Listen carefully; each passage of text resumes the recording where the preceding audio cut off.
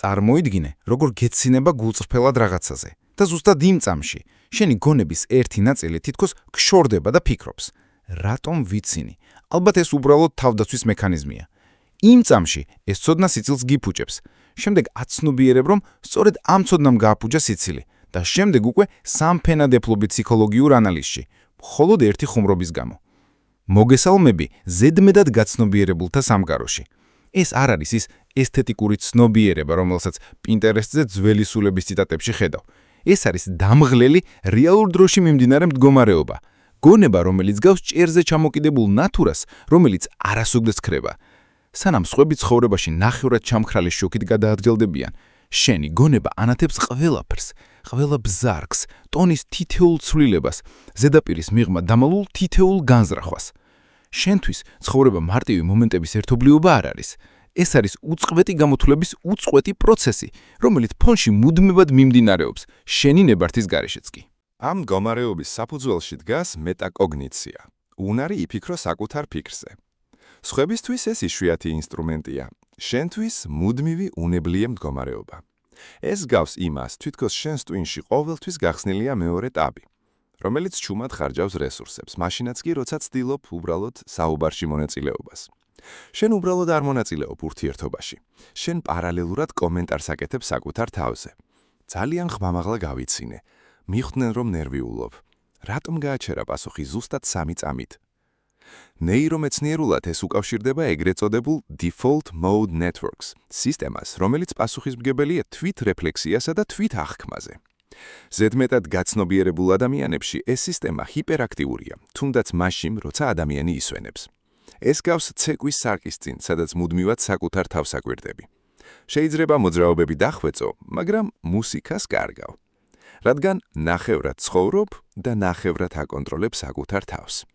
ასეთი ცნობიერება იშვიათად არის დეფექტი.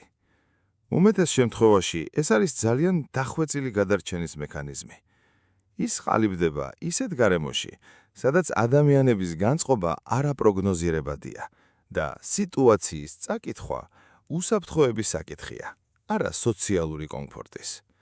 შეიძლება იყოს ბავშვი, რომელიც მანქანის საბურავების ხმას იმახსოვრებდა, რათა მშობლის განწყობა წინასწარ გამოეცნო. ან კარადის ხმაურიანი დაკეტვა ნიშნავდა, რომ 10 წომი გქონდა სანამ უნდა გამხრალიყავი. შენი ნერვული სისტემა სწავლობდა მარტივ ფორმულას. ყურადღება უდრის დაცმას. ფსიქოლოგები ამას ჰიპერვიგილანტობას უწოდებენ. მექანიზმს, რომელიც ერთხელ თუ დაკალიბრდა საფრთხეზე, შემდეგ აღარ ჩერდება. ეს გავს ყვამლის სიგნალიზაციას, რომელიც რეალური ხანძრის დროს იყო საჭირო, მაგრამ ახლა ყოველ ჯერზე ირთვება, როცა ტოსტს აკეთებ. გარემო შეიცვალა. შენს ამიგდალას ეს ინფორმაცია არ მიუღია. ზედმეტი ცნობიერების ერთ-ერთი ყველაზე მძიმე შედეგი არის ის, რომ კარგა უნარს რაღაცების ზედაპირზე ისე მიიღო, როგორც არის. შენ ყველაფერში ხედავ ძაფებს. ამჩნევ, როცა ღიმილი თვალებამდე არ მიდის, როცა ბოდიში უბრალოდ ფორმალურია, კონფლიქტის დასასრულებლად და არა ტკიმილის შესამსუბუქებლად. როცა თავდაჯერებულობა სინამდვილეში ძველი დაუცველობის ნიღაბია. ეს ქმნის განსაკუთრებულ მარტოობას. არა იმ ტიპის მარტოობას, როცა არავინ ყავს გარშემო, არამედ იმ შეგრძნებას, რომ თითქოს თარჯმანი ხარ, რომელიც იმენაზე ლაპარაკობს, რომელსაც სხვები არ სწავლობენ. შენ გინდა, რომ გაგიყონი იმ სიღრმით, რომლითაც თავად გესმის სხვები, და ეს იშვიათია. ზედმეტად გაცნობიერებული ადამიანისთვის ემპათია არჩევანი არ არის. ეს არის პროცესი, რომელიც უბრალოდ ხდება. შენი ტვინი ისე ამორგებული, რომ სხვის ემოციას თითქმის უნებლიეთ იღებ. ოთახში შესვლისთანავე გრძნობ დაძაბულობას, მაშინაც კი, როცა ორი ადამიანი ერთმანეთს თვალშიც არ უყურებს.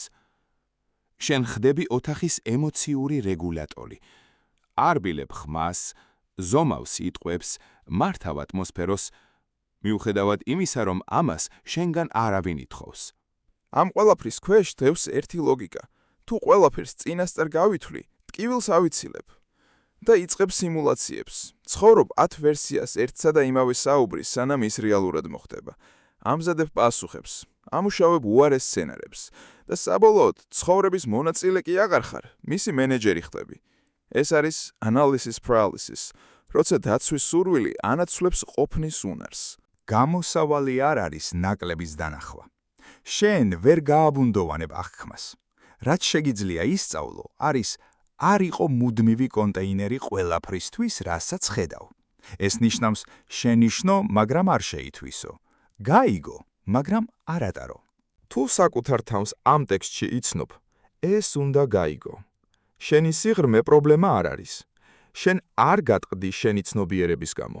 შენ მისით ჩამოყალიბდი. გამოწვევა არასდროს იყო შუქის გამორთვა. გამოწვევა იყო ის, რომ არ გამოიყენო ეს შუქი ყოველი ჩრდილის გასაანალიზებლად. სიმშვიდე არ მოდის ყველაფრის ბოლომდე გაგებით. ის მოდის იმ გადაწყვეტილებით, რომ ზოგრამეს არსებობის უფლება მისცე, ანალიზის გარეშე. შენ არასოდეს იყავი ზედმეტი. უბრალოდ არასწორ რამეებს ატარებდი.